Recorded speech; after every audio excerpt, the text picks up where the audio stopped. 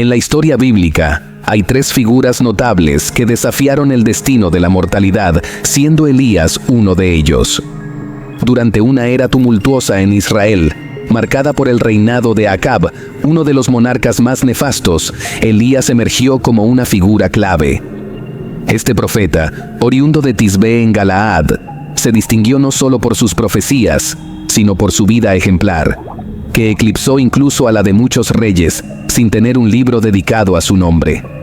Su enfrentamiento emblemático con los adoradores de Baal en el Monte Carmelo es particularmente célebre. Elías representaba una alternativa a la corrupción gubernamental de la época, manteniéndose apartado de la influencia política irreal y comprometido con la verdad, sin importar las consecuencias. Su audacia e integridad lo distinguían como un defensor incansable de la justicia divina, ajeno a cualquier compromiso terrenal. El apogeo de su misión parecía superar los límites humanos, especialmente cuando se narra su partida de este mundo sin enfrentar la muerte, un evento que lo sitúa entre los seres inmortales de la tradición bíblica. La manera exacta y el momento en que ocurrió este trascendental evento no se detallan explícitamente, pero las escrituras sugieren que tanto los profetas menores como Eliseo, su cercano compañero y sucesor escogido por Dios, fueron informados de su inminente ascenso. Este episodio se relata en el libro de Segunda de Reyes,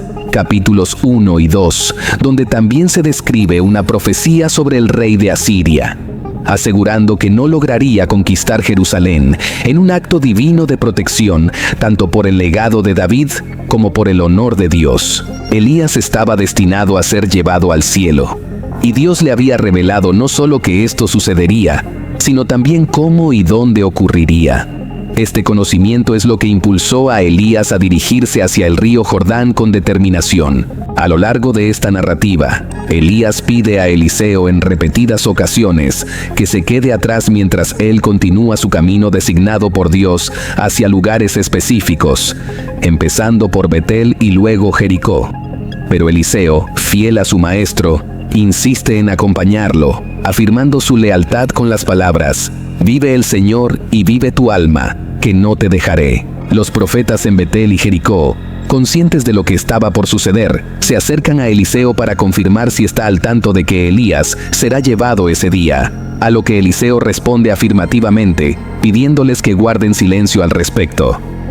Este intercambio se repite, destacando la inevitabilidad del evento y la determinación de Eliseo de permanecer junto a Elías hasta el final. El viaje comienza en Gilgal, recordado en la historia bíblica como el primer campamento de los israelitas tras cruzar el Jordán hacia Canaán, simbolizando un lugar de seguridad antes de enfrentarse a nuevos desafíos.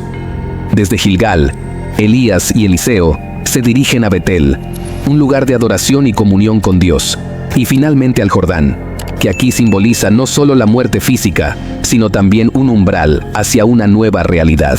A lo largo de este viaje, Elías intenta en varias ocasiones alejarse de Eliseo, no con la intención de abandonarlo, sino como una prueba de su devoción y preparación para asumir el manto de liderazgo profético.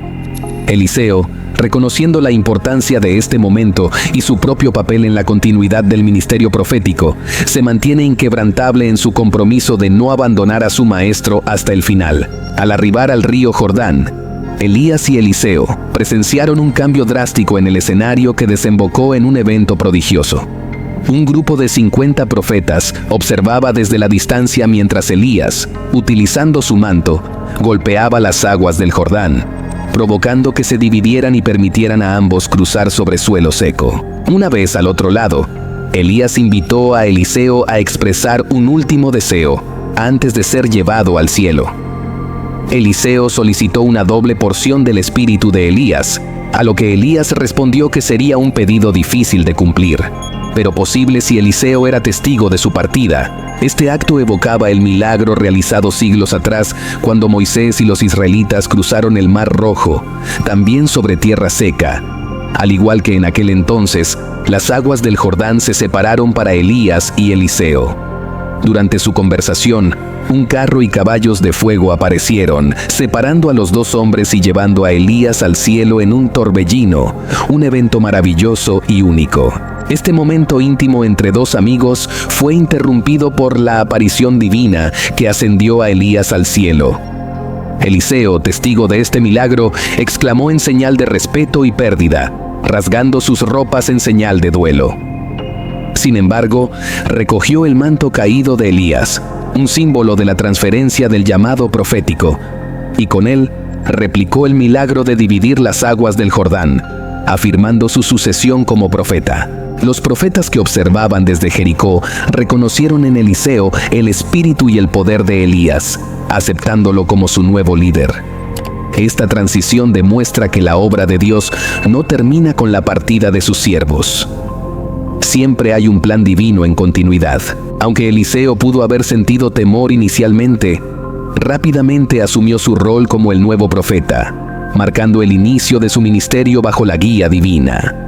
La historia de Eliseo es algo maravilloso de que Dios siempre provee, y su obra trasciende a través de las generaciones. La figura de Enoc se introduce en el 5º capítulo del Génesis, distinguiéndose de otro personaje homónimo, hijo de Caín.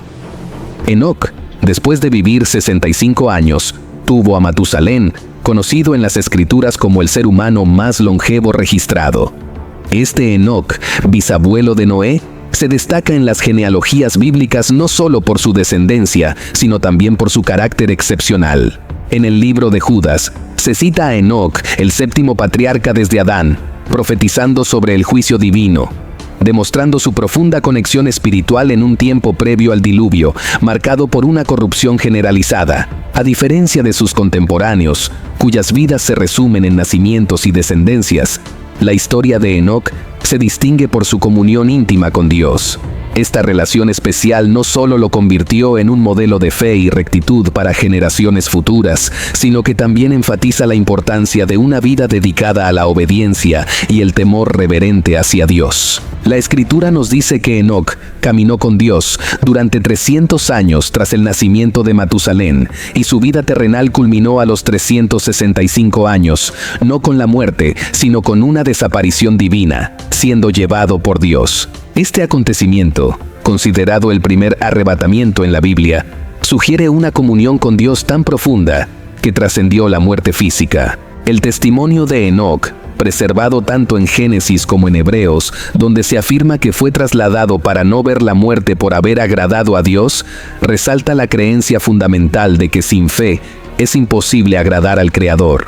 La vida de Enoc nos enseña el valor inmenso de vivir en constante búsqueda de la presencia de Dios, prometiendo una experiencia transformadora de fe y espiritualidad. La enseñanza de que acercarse a Dios requiere fe en su existencia y en su disposición a recompensar a aquellos que lo buscan es fundamental, como se resalta en Hebreos 11:5-6. Esta convicción ofrece una profunda tranquilidad, asegurando que Dios proveerá y protegerá a sus fieles, permitiéndoles prosperar de maneras extraordinarias. La Escritura afirma que Dios escudriña la tierra para fortalecer a aquellos cuyo corazón es completamente suyo, como se menciona en 2 de Crónicas 16:9, subrayando la importancia de una devoción genuina y sin reservas hacia Él. La adoración verdadera, según Jesús en Juan 4:23-24, debe ser en espíritu y en verdad, lo que implica una relación auténtica y sincera con Dios. Los fieles que viven plenamente para Dios se convierten en los instrumentos a través de los cuales Él manifiesta su gloria. Enoc es presentado en las Escrituras como un ejemplo de alguien que vivió de tal manera que fue llevado por Dios sin experimentar la muerte, sirviendo como símbolo de la esperanza de redención y victoria sobre la muerte para todos los creyentes. Este concepto se extiende a la profecía del arrebatamiento, un evento futuro en el que tanto los creyentes que han fallecido como los que aún viven serán reunidos con Cristo, según se describe en 1 Tesalonicenses 4:13-18. Este pasaje ofrece consuelo a los creyentes, asegurándoles que la muerte no es el final y que habrá una reunión gloriosa con el Señor. La figura de Enoc, entonces, no solo destaca por su singular destino, sino que también prefigura el arrebatamiento de los creyentes al final de los tiempos, una generación que, al igual que Enoc, no experimentará la muerte. Este paralelismo entre Enoc y los creyentes futuros subraya una promesa central de la fe cristiana: la superación definitiva de la muerte y la esperanza de la vida eterna con Dios. Bueno, mis queridos oyentes, hemos llegado al final del video y con un corazón lleno de gratitud queremos expresar nuestro más sincero agradecimiento por acompañarnos en esta enseñanza. Cada momento compartido, cada historia, ha sido una valiosa experiencia gracias a su presencia y participación. Les extendemos una invitación cálida y abierta a seguir interactuando con nosotros, a compartir sus pensamientos, preguntas y reflexiones.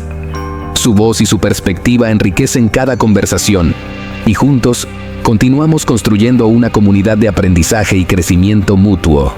Dios los bendiga y hasta un próximo video, Dios mediante.